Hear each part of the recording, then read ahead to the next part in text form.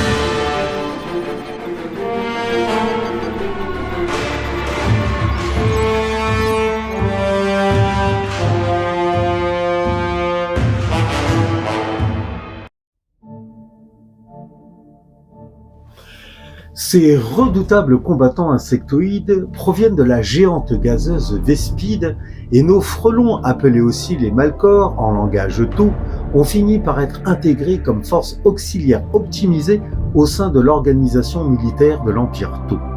Tout cela grâce à l'usage et au développement par la caste de l'eau des fameux casques de communion. Nous allons donc ensemble analyser au travers de cette vidéo la composition et les règles de cette kill team. Alors attention, je vais être clair dès le départ.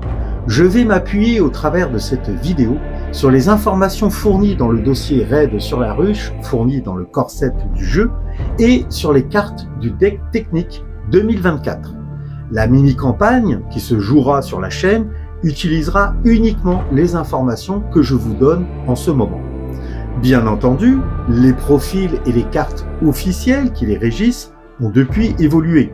Nous sommes en 2025. N'hésitez pas alors à aller consulter le site de Warhammer Community dans la section téléchargement Kill Team pour mettre vos données à jour.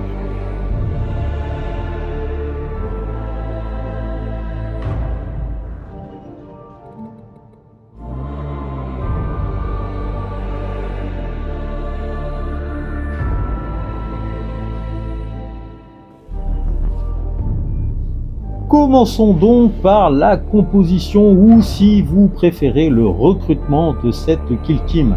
Je vais pouvoir recruter jusqu'à 10 agents.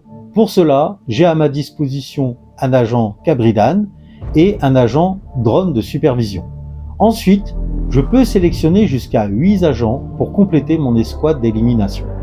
J'ai le choix entre le harponneur, l'éphémère, le bombardier, le garde du couvain et des guerriers. À l'exception des guerriers, que vous pouvez sélectionner plusieurs fois, les autres agents dits spécialistes ne peuvent être recrutés qu'une seule fois.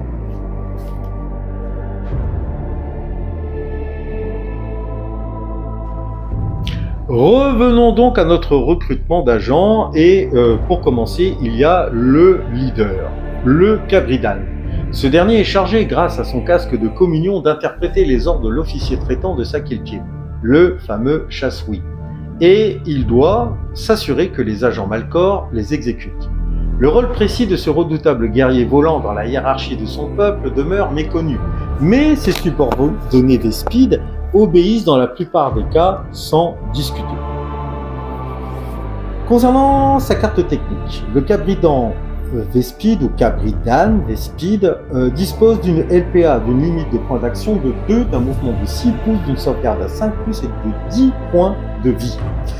Comme arme de tir, il dispose d'un éclateur à neutrons. Il lance 4 dés en attaque, il touche de 3+, et comme dégâts, il inflige 3 en normaux et 3 en critiques. Il dispose néanmoins de la règle d'arme dévastatrice, donc chaque réussite critique conservée inflige immédiatement 2 dégâts à l'agent contre lequel cette arme est utilisée. Ça, c'est cool. Comme arme de corps à corps, il a des griffes, 3 dés en attaque, il touche sur du 4+, il inflige 3 dégâts en normaux et 4 en critique. Il dispose d'un casque de communion. Une fois à chaque activation de cet agent, vous pouvez dépenser gratuitement 1 point de communion. Et il peut communier et cela ne lui coûte aucun point d'action, je tiens à le préciser. Lorsque vous sélectionnez vos agents pour la bataille, choisissez aussi un subterfuge stratégique de Frelon Vespide. Tant que cet agent est sur la kill zone et à portée de contrôle d'aucun agent ennemi, ce subterfuge vous coûte 0 point de commandement. Concernant le drone de supervision MV44, ce drone est une variante des unités de reconnaissance aérienne par la caste de l'air pour observer les planètes potentiellement hostiles en vue d'une invasion. Ça tombe bien, nous sommes sur Volcus. En lien direct avec l'officier traitant, le Chassoui, c'est une source d'informations tactiques en temps réel inestimable. Sa vitesse lui permet de déjouer les tireurs d'élite adverses.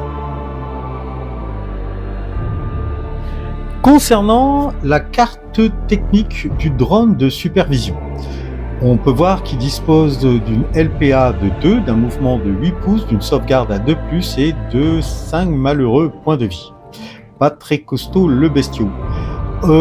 Concernant son armement, il n'a qu'une arme de corps à corps qui s'intitule le bélier. Alors, il doit donner des petits coups de boule là avec son disque circulaire. Il lance 3 dés en attaque qui touche sur du 5+, donc c'est quand même anecdotique, et en dégâts c'est encore pire. Il inflige 1 dégât normal et 2 en critique. Et aucune règle d'arme. Concernant ses capacités, le drone de soutien. Cet agent ne peut effectuer aucune action sauf guidage aérien, que nous allons voir tout de suite après, charger, sprinter, battre en retraite, combattre et repositionnement, des actions toutes classiques. Chaque fois que vous déterminez le contrôle des marqueurs d'objectifs, la caractéristique de limite de point d'action de cet agent compte comme étant égale à 1 point de moins que la normale, et là ça va être difficile d'aller contester son adversaire. Quand vous déterminez ce qui est visible de cet agent, le disque au sommet de cette figurine compte comme étant sa tête. Quand cet agent a un ordre de dissimulation et est à couvert, il ne peut pas être choisi comme cible éligible et cela prend le pas sur toutes les autres règles, par exemple un terrain de type promontoire. Et enfin, quand un agent tire sur cet agent, ignorez la règle perforante. Guidage aérien pour 1 point d'action, qui va permettre d'effectuer un soutien. Donc c'est l'effet recherché jusqu'au début de la prochaine activation de cet agent. Quand un autre agent Frelon Vespide ami à 6 pouces et visible de cet agent tire sur un agent ennemi visible de cet agent, les armes de tir de cet autre agent ami ont la règle saturation, ce qui va permettre d'annuler les couverts adverses. Ceci n'a pas d'effet si cet agent est à portée de contrôle d'un agent ennemi. D'ailleurs, c'est rappelé dans la contrainte. Cet agent ne peut pas effectuer cette action tant qu'il est à portée de contrôle d'un agent ennemi. Le harponneur. Bien que les Malcors préfèrent les violentes fusillades à courte portée, certains canalisent leurs instincts de chasseurs pour abattre l'ennemi à distance. Les plus doués d'entre eux deviennent des harponneurs. Un harponneur utilise ses ailes pour atteindre une position de tir avantageuse, ce qui en fait un tireur embusqué redoutable en terrain dense. Au niveau de sa carte technique, le harponneur Vespide dispose d'une LPA de 2, d'un mouvement de 6 pouces, d'une sauvegarde à 5+, et de 9 points de vie.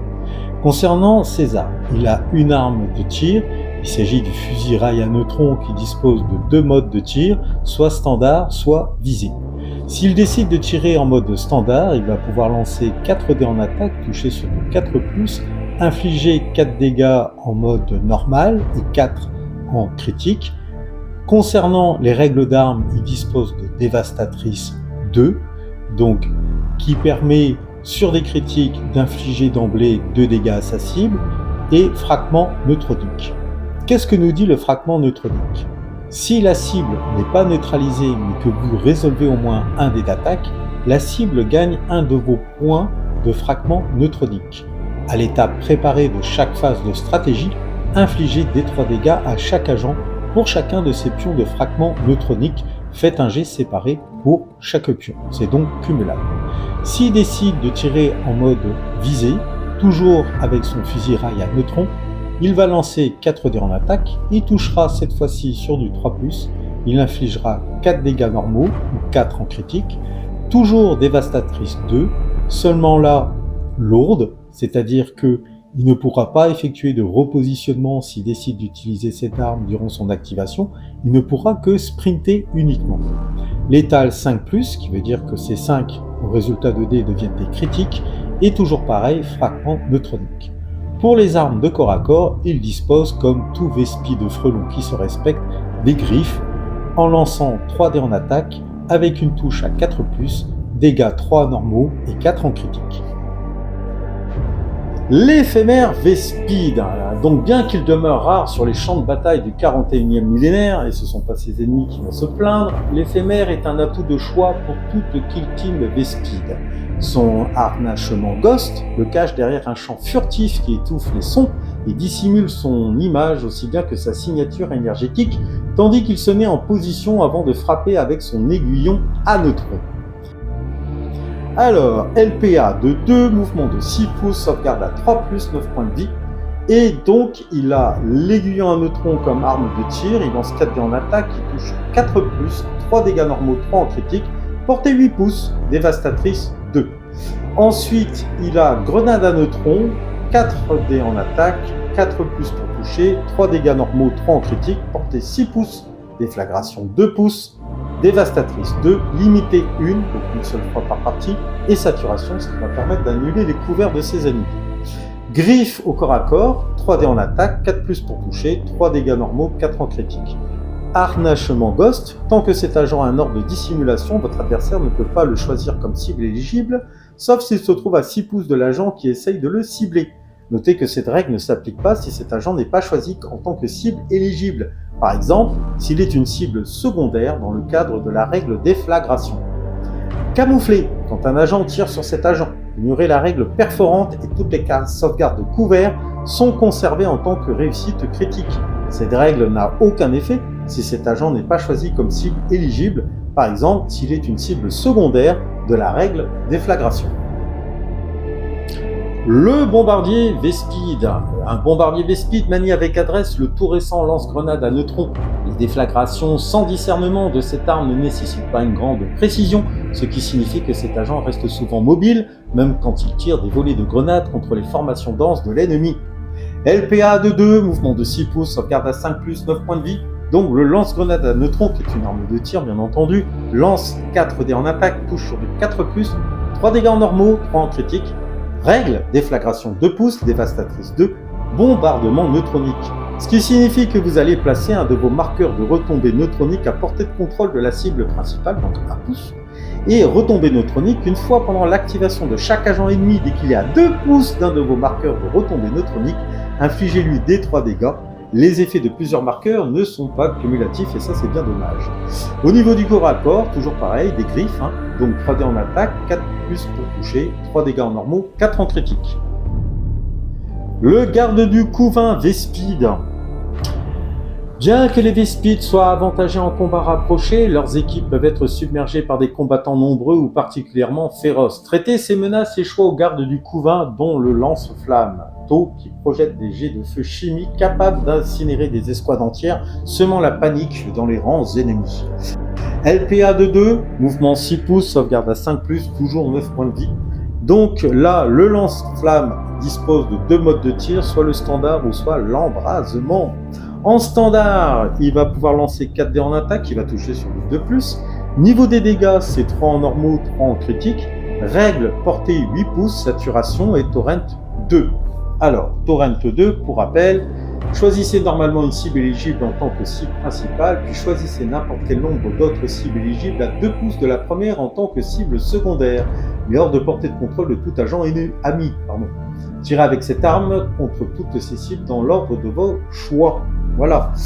Et ensuite, en mode embrasement, on va lancer 4 dés en attaque, on va toujours toucher sur du 2+. Au niveau des dégâts, ça ne change pas, 3 en normaux, 3 en critique, mais on va disposer de la règle embrasement. Embrasement, un agent ne peut utiliser cette arme que pendant une activation lors de laquelle il a effectué l'action repositionnement en volant. Dans ce cas, ne choisissez pas de cible éligible. À la place, tirez sur chaque agent dans sa zone d'embrasement sauf les agents entièrement sous un terrain de type promontoire. Ces derniers ne sont ni à couvert ni masqués. Faites des jets séparés pour chaque séquence, du plus éloigné au plus proche. La zone d'embrasement est la zone située entre la position actuelle de l'agent et sa position initiale. Vous pouvez utiliser un marqueur au rond d'embrasement de 28 mm de diamètre qui est fourni, placé sur la position initiale de cet agent pour vous aider à déterminer précisément la zone d'embrasement. Notre garde du couvain Vespide dispose également de griffes pour se battre au corps à corps, 3 dés en attaque, 4+ pour toucher, 3 dégâts normaux et 4 en critique. Et pour compléter la kill team, vous aurez des soldats, des guerriers. Donc le gros des kill teams de Malkor se compose de soldats forts, rapides et robustes. Ce sont des combattants nés, capables en outre de voler à grande vitesse avec beaucoup d'agilité et dotés d'une puissance de feu redoutable grâce à leurs éclateurs à neutrons. Il est facile de comprendre pourquoi il faut craindre et respecter ces agents. Nos guerriers Vespides ont une LPA de 2, mouvement 6 pouces, sauvegarde à 5+9 points de vie, donc là ça change pas grand chose. Comme arme de tir, l'éclateur à neutrons, 4 dés en attaque, il touche sur du 4+, au niveau des dégâts c'est 3 dégâts normaux, 3 dégâts critiques, et comme règle d'arme, dévastatrice 2. Pour les griffes, le corps à corps, 3 dés en attaque, 4+ pour toucher, 3 dégâts normaux, 4 en critique. Et ils ont l'instinct de combattant. Quand cet agent tire, si vous ne dépensez pas de points de communion pendant cette séquence, son éclateur à neutrons suit la règle précision 1 jusqu'à la fin de cette séquence.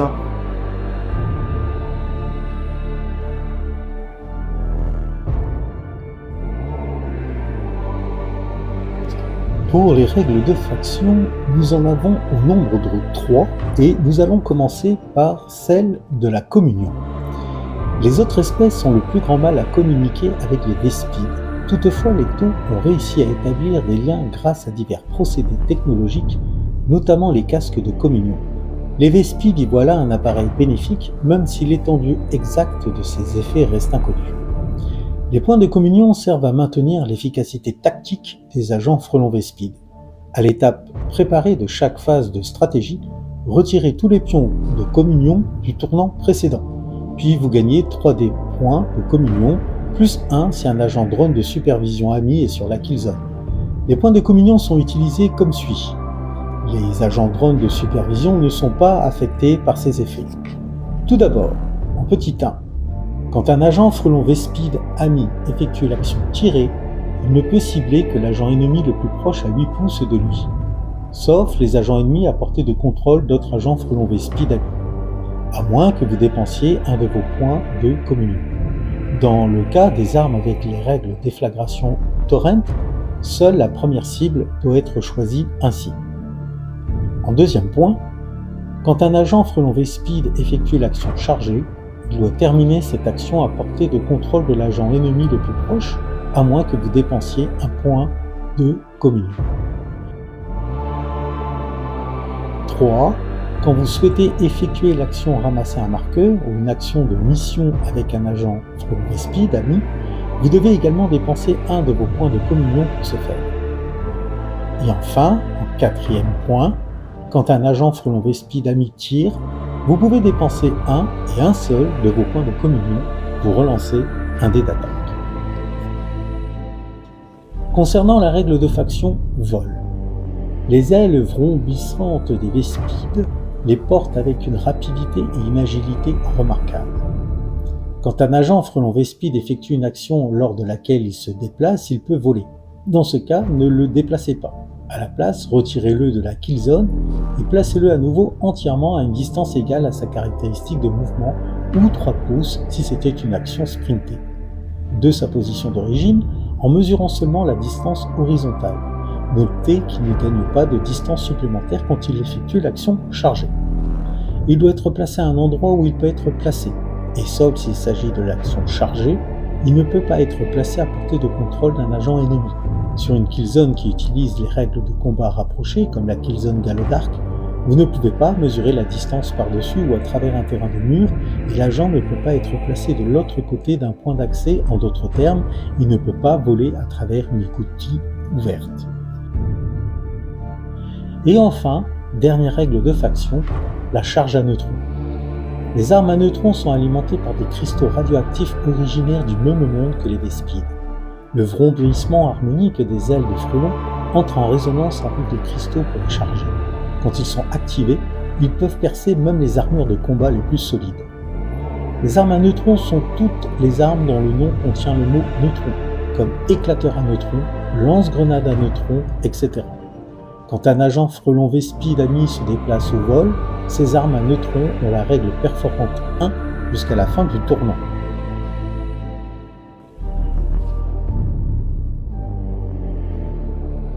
Intéressons-nous maintenant aux subterfuges stratégiques et aux subterfuges d'affrontement. Commençons dans l'ordre par les subterfuges stratégiques. Alors je rappelle que vous devez dépenser des points de commandement, voire des points de communion pour les frelons Vespides, pour pouvoir les utiliser. Commençons par les subterfuges stratégiques avec l'exosquelette robuste. Des exosquelettes de chitine naturelle protègent les Vespides et leur confèrent une résistance accrue contre toutes les attaques, sinon les plus puissantes. Quand un agent frelon Vespide, sauf un drone de supervision, combat ou riposte, les dégâts normaux de 4 ou plus lui infligent un dégât de moins. Passons à l'agilité aérienne. Les Vespides slaloment et serpentent dans l'air en suivant des schémas de vol imprévisibles pour troubler l'ennemi qui n'a pas le temps de trouver de solution de tir.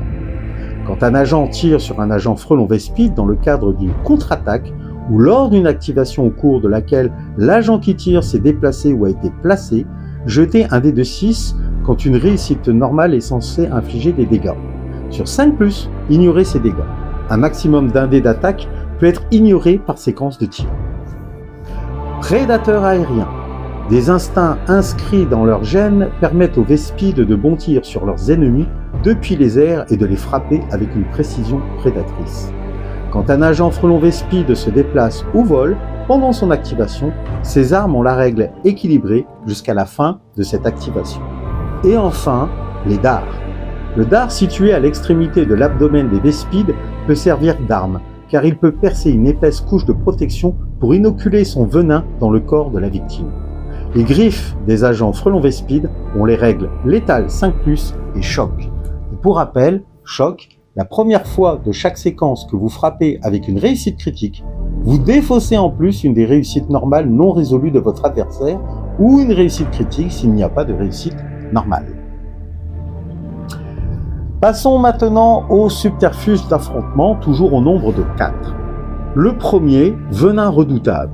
Les dards de nombreux taxons de Vespides produisent divers agents inflammables et neurotoxines qui peuvent provoquer des convulsions et des chocs anaphylactiques mortels. Charmant. Utilisez ce subterfuge d'affrontement quand un agent frelon Vespide, sauf un drone de supervision, combat et frappe en utilisant une réussite critique. Infligez des 3 dégâts supplémentaires. Surcharge de neutrons. Complètement surchargés par le battement rapide des ailes des Vespides, leurs armes à neutrons peuvent déchaîner de terrifiantes déflagrations à bout portant.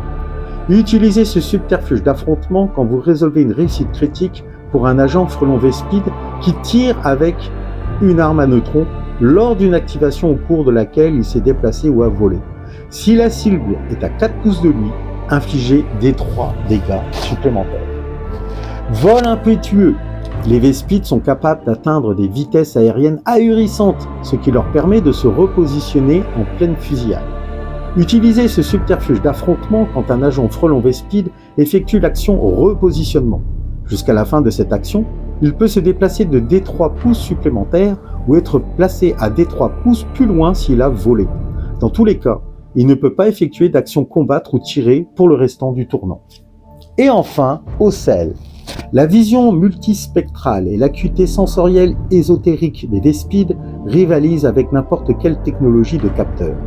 Lorsqu'ils survolent champs de bataille, ils peuvent détecter facilement les ennemis camouflés. Utilisez ce subterfuge d'affrontement quand un agent frelon Vespide ami effectue l'action tirée lors d'une activation au cours de laquelle il a volé.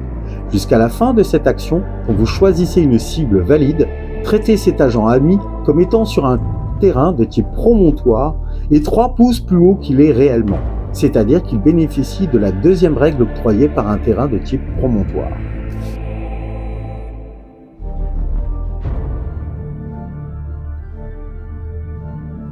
Enfin, nous avons également les équipements de faction. Alors, je ne vais pas m'intéresser évidemment aux équipements universels, puisque toutes les factions y ont accès, toutes les kill teams. Là, ce qui va nous intéresser, ce sont les équipements propres au frelon Vespide. Nous en avons au nombre de 4. Nous allons commencer par le neurostimulant. Injecté à partir d'ampoules situées à l'intérieur de l'armure du Vespide, ce cocktail chimique favorise la communion afin que la discipline soit maintenue malgré les aléas des combats. À l'étape préparée de chaque phase de stratégie, quand vous déterminez combien de points de communion vous gagnez, vous pouvez jeter 2 dés de 3 et choisir quel résultat utiliser. Ensuite, nous avons les stimulants de convergence. Cette substance administrée uniquement dans les situations extrêmes et sur décision du chassouï réfrène les réactions instinctives des Vespides pour les aider à se concentrer sur la mission en cas de stress intense. Une fois par tournant, un agent frelon Vespide ami peut effectuer l'action ramasser un marqueur ou une action de mission sans dépenser de points de communion. Les stimulants d'accélération. Bien qu'il puisse entraîner des séquelles à long terme ou un épuisement dangereux, ce stimulant affûte les réflexes des Vespides et leur confère une grande célérité dans les tourmentes des combats. Quand un agent frelon Vespide ami, sauf un drone de supervision, effectue l'action chargée ou sprintée, il peut se déplacer de 1 pouce supplémentaire. S'il vole pour cette action, vous pouvez le replacer 1 pouce plus loin. Et enfin, les stimulants d'agression. Si ces Vespides sont en passe d'être submergés, le chassouï peut prendre le risque de déclencher l'injection de ce mélange hautement addictif de stimulants de combat et d'amplificateurs d'agressivité.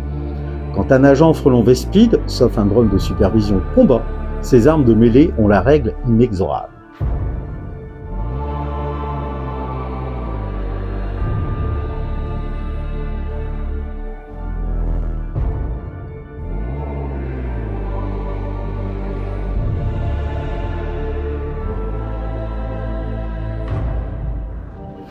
Et voilà, frères et sœurs de bataille, ainsi s'achève cette vidéo de présentation de la Kill Team Les Frelons Vespides. Je vous rappelle que cette vidéo ne prend pas en compte les dernières mises à jour ou errata officielles. Pourquoi? Mais pourquoi, me direz-vous? Ce qui est tout à fait légitime.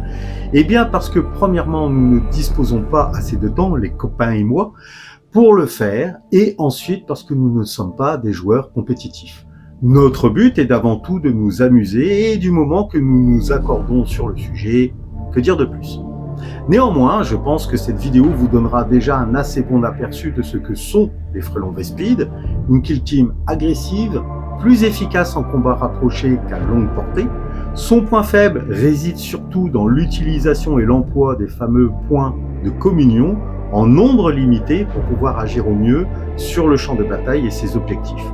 Néanmoins, elle dispose d'un arsenal assez conséquent qui peut s'avérer dévastateur pour ses ennemis et elle a la possibilité de voler, ce qui lui confère une très bonne mobilité. Quoi qu'il en soit, j'espère que cette vidéo vous aura plu. Si c'est le cas, n'hésitez pas à me lâcher du j'aime, à commenter, à partager et à vous abonner pour ne rien manquer. Car oui, il y aura une autre vidéo de présentation, toujours dans la même veine, dans le cadre des futures opérations aéroportées sur la planète Volcus, mais cette fois-ci consacrée à leurs adversaires, les fameux Aquillons du Tempestus. Je tiens à remercier et à féliciter @arti, la prononciation impossible, désolé mon décodeur Xeno est en rade pour le moment, pour être le 100e abonné de la chaîne. Et on applaudit notre nouveau frère de bataille. Sur ce, prenez soin de vous, bon jeu et à très bientôt frères et sœurs sur de nouveaux champs de bataille.